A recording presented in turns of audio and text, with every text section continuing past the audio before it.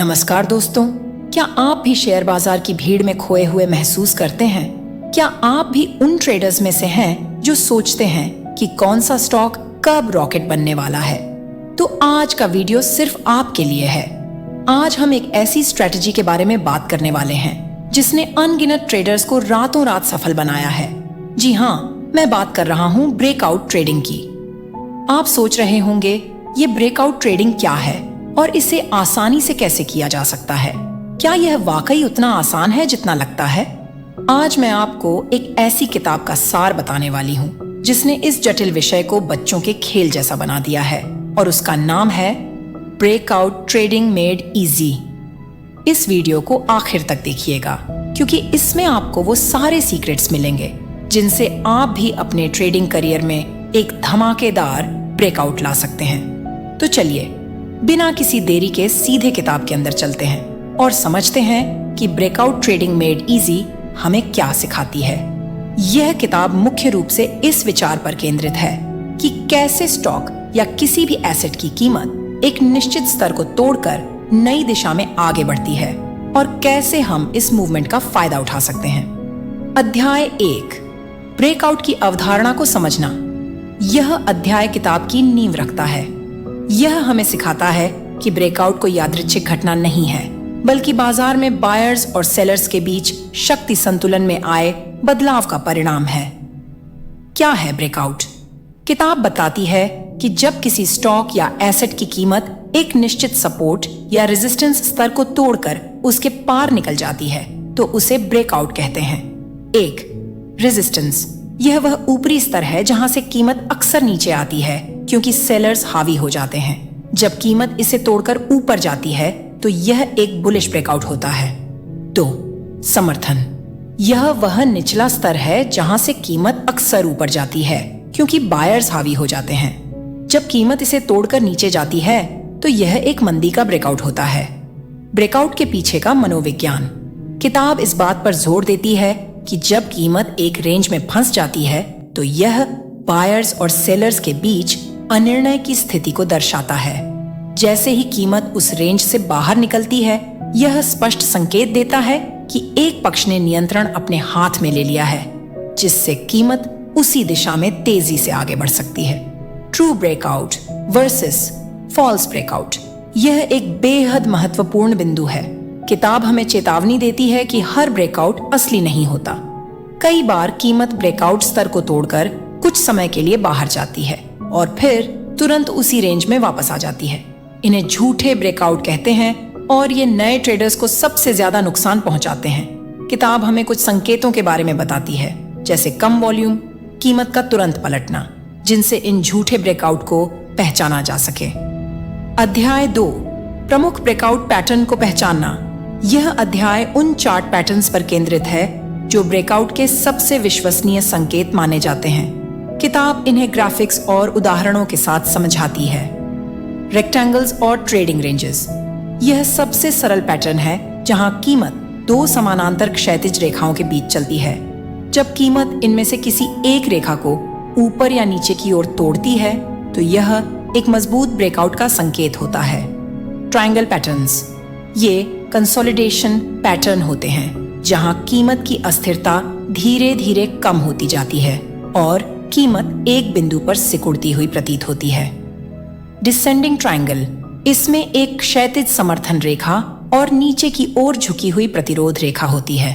यह bearish breakout का संकेत देता है। Symmetrical triangle. इसमें दोनों ट्रेंड लाइन एक दूसरे की ओर झुकी होती हैं। यह पैटर्न किसी भी दिशा में ब्रेकआउट दे सकता है। फ्लैग और पेनंट पैटर्न। ये छोटे अल्पकालिक कंसोलिडेशन पैटर्न होते हैं जो एक तीव्र कीमत चाल के बाद बनते हैं। ये अक्सर संकेत देते हैं कि कीमत उसी दिशा में अपनी चाल जारी रखेगी। फ्लैग। यह एक छोटे आयताकार पैटर्न जैसा दिखता है जो पिछले मूवमेंट के विपरीत दिशा में थोड़ा झुका होता है। पेनंट। यह एक छोटे सिमेट्रिकल ट्रायंगल जैसा दिखता है। Cup and handle pattern. यह एक बुलिश कंटिन्यूएशन पैटर्न है जिसमें एक यू आकार का कप और उसके बाद एक छोटा सा हैंडल होता है। यह पैटर्न पूरा होने पर एक मजबूत अपवर्ड ब्रेकआउट देता है। किताब इन सभी पैटर्न के निर्माण, पहचान और उनके ब्रेकआउट पॉइंट्स को विस्तृत रूप से बताती है, जिससे ट्रेडर्स को इन अवसरों को पहचानने में मदद मिलती है। अध्याय 3, वॉल्यूम का महत्व, ब्रेकआउट की पुष्टि। यह अध्याय इस बात पर जोर देता है कि सिर्फ पैटर्न और कीमत का ब्रेकआउट देखना ही काफी नहीं है। वॉल्यूम एक निर्णायक कंफर्मेशन टूल है। क्यों महत्वपूर्ण है वॉल्यूम? किताब समझाती है कि वॉल्यूम यानी कितने शेयरों का ट्रेड हुआ, उस चाल के पीछे की ताकत को दर्शाता है। असली ब्रेकआउट में वॉल्यूम, एक वैध और शक्तिशाली ब्रेकआउट हमेशा बढ़े हुए वॉल्यूम के साथ होना चाहिए। जब कीमत एक महत्वपूर्ण स्तर को तोड़ती है और वॉल्यूम में भारी उछाल आता है, तो यह दर्शाता है कि बड़े संस्थान और कई ट्रेडर इस चाल में भाग ले रहे हैं, जिससे ब्रेकआउट के सफल होने की संभावना बढ़ जाती है। झूठे ब्रेकआउट में वॉल्यूम, अगर कीमत ब्रेकआउट कर रही है लेकिन वॉल्यूम कम है या सामान्य है, तो यह एक चेतावनी का संकेत है। यह अक्सर एक झूठा ब्रेकआउट होता है, क्योंकि इसमें पर्याप्त भागीदारी नहीं होती और कीमत अक्सर वापस रेंज में लौट आती है। किताब वॉल्यूम को कैसे बढ़ें और उसे ब्रेकआउट रणनीति में कैसे एकीकृत करें, इस पर विस्तृत दिशा निर्देश देती है। अध्याय 4, एंट्री, स्टॉप लॉस और टारगेट। यह अध्याय ट्रेडिंग के सबसे व्यावहारिक पहलुओं पर केंद्रित है। ट्रेड में कब और कैसे प्रवेश करें, नुकसान को कैसे सीमित करें और लाभ कब बुक करें। एंट्री पॉइंट, किताब ब्रेकआउट स्तर के ठीक ऊपर या नीचे एंट्री करने के विभिन्न तरीकों पर चर्चा करती है। कभी कभी कीमत ब्रेकआउट के बाद उसी स्तर को रीटेस्ट करने के लिए वापस आती है। किताब बताती है कि यह रीटेस्ट अक्सर एक अच्छा एंट्री पॉइंट हो सकता है, क्योंकि यह ब्रेकआउट की पुष्टि करता है। स्टॉप लॉस, यह ट्रेडिंग का सबसे महत्वपूर्ण हिस्सा है। किताब इस बात पर जोर देती है कि हर ट्रेड में एक स्टॉप लॉस जरूर होना चाहिए, ताकि अप्रत्याशित चालों से होने वाले बड़े नुकसान से बचा जा सके। ब्रेकआउट ट्रेडिंग में स्टॉप लॉस आमतौर पर ब्रेकआउट स्तर के ठीक अंदर या पैटर्न के समर्थन प्रतिरोध के पीछे रखा जाता है। यह आपकी गलती की गुंजाइश को सीमित करता है। टारगेट पॉइंट, प्रॉफिट बुक करने के लिए टारगेट सेट करना भी उतना ही महत्वपूर्ण है जितना स्टॉप लॉस। किताब हमें सिखाती है कि पैटर्न की ऊंचाई, जैसे त्रिभुज या आयत की चौड़ाई, का उपयोग करके संभावित टारगेट कैसे निर्धारित करें। यह आपको लालच से बचने और अपने प्रॉफिट को समय पर सुरक्षित करने में मदद करता है। रिस्क रिवॉर्ड रेशियो, किताब इस अवधारणा को गहराई से समझाती है।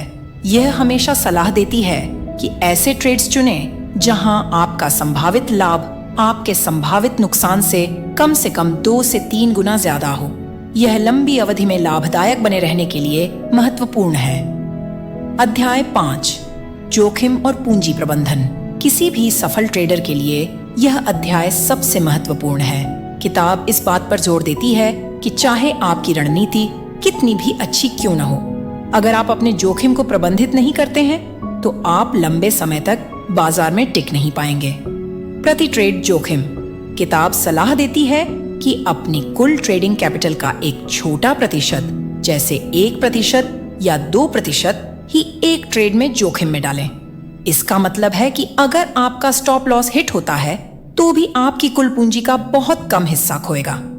पोर्टफोलियो विविधीकरण, यह सलाह दी जाती है कि अपनी पूरी पूंजी को 1 या 2 ट्रेड्स में न लगाएं। विभिन्न शेयरों या एसेट्स में निवेश करके जोखिम को फैलाएं। मानसिक अनुशासन, किताब इस बात पर भी प्रकाश डालती है कि ट्रेडिंग में भावनाएं कितनी खतरनाक हो सकती हैं। लालच और डर से बचना जरूरी है। ओवर ट्रेडिंग, बहुत ज्यादा ट्रेड करने से बचें, खासकर जब आप नुकसान में हो। रिवेंज ट्रेडिंग, पिछले नुकसान का बदला लेने के लिए ट्रेड ना करें। अपनी रणनीति पर टिके रहना, एक बार जब आप एक रणनीति बना लेते हैं तो उस पर टिके रहें और भावनाओं के आधार पर उससे विचलित ना हो। यह अध्याय आपको एक सुसंगत और टिकाऊ ट्रेडिंग करियर बनाने में मदद करने के लिए एक मजबूत ढांचा प्रदान करता है। अध्याय 6, सामान्य गलतियों से बचना और अपनी रणनीति को परिष्कृत करना। अंतिम अध्याय हमें उन सामान्य जाल से आगाह करता है जिनमें नए ट्रेडर अक्सर फंस जाते हैं और हमें अपनी ब्रेकआउट ट्रेडिंग रणनीति को लगातार बेहतर बनाने के तरीके सिखाता है। सामान्य गलतियां, झूठे ब्रेकआउट का शिकार होना, वॉल्यूम और अन्य कंफर्मेशन के बिना ब्रेकआउट पर कूद पड़ना, स्टॉप लॉस का उपयोग न करना, यह सबसे बड़ी गलती है जो अक्सर खातों को खाली कर देती है। टारगेट से पहले बाहर निकलना या बहुत देर तक रुकना, धैर्य की कमी या अत्यधिक लालच के कारण, ओवर लीवरेजिंग, अपनी क्षमता से ज्यादा ट्रेड करना जिससे छोटा सा नुकसान भी बड़ा हो सकता है, बिना रिसर्च के ट्रेड करना, सिर्फ सिफारिशों या फोमो यानी कि फियर ऑफ मिसिंग आउट के आधार पर ट्रेड करना, रणनीति को परिष्कृत करना, बैक टेस्टिंग, अपनी रणनीति को ऐतिहासिक डेटा पर टेस्ट करना ताकि यह देखा जा सके कि यह अतीत में कितनी प्रभावी रही है। जर्नल बनाना, अपने सभी ट्रेड्स का रिकॉर्ड रखना जिसमें एंट्री एग्जिट पॉइंट्स, रीजन, परिणाम और भावनाएं शामिल हों। यह आपको अपनी गलतियों से सीखने और अपनी ताकत को पहचानने में मदद करता है। लगातार सीखना, बाजार हमेशा विकसित होता रहता है और एक सफल ट्रेडर बनने के लिए आपको भी लगातार सीखना और अनुकूलन करना होगा। तो दोस्तों, जैसा कि आपने देखा, ब्रेकआउट ट्रेडिंग मेड इजी सिर्फ एक किताब नहीं है, यह शेयर बाजार में सफलता की दिशा में आपका पहला कदम है। यह किताब आपको ब्रेकआउट्स को पहचानना, सही समय पर एंट्री और एग्जिट करना और सबसे महत्वपूर्ण, अपने रिस्क को मैनेज करना सिखाती है। याद रखिए, ब्रेकआउट ट्रेडिंग कोई जादू की छड़ी नहीं है, लेकिन सही ज्ञान और अनुशासन के साथ यह निश्चित रूप से आपके ट्रेडिंग पोर्टफोलियो में एक बड़ा बदलाव ला सकती है। इस किताब का सबसे बड़ा संदेश यही है कि आप सही पैटर्न की पहचान करें, वॉल्यूम की पुष्टि करें और हमेशा अपने रिस्क को नियंत्रित करें। अगर आप वाकई अपनी ट्रेडिंग को अगले स्तर पर ले जाना चाहते हैं तो यह किताब आपके लिए एक मस्ट रीड है। इस वीडियो में हमने केवल इसका सार देखा है, असली ज्ञान तो इस किताब को पढ़ने में ही है। मुझे उम्मीद है कि यह वीडियो आपको पसंद आया होगा और आपने कुछ नया सीखा होगा। अगर हाँ, तो इस वीडियो को लाइक करना मत भूलिएगा, अपने दोस्तों के साथ शेयर कीजिएगा और हमारे चैनल को सब्सक्राइब करना बिल्कुल मत भूलिएगा ताकि आप ऐसे ही ज्ञानवर्धक वीडियोस देखते रहें। मिलते हैं अगले वीडियो में, तब तक के लिए हैप्पी ट्रेडिंग और सीखते रहिए।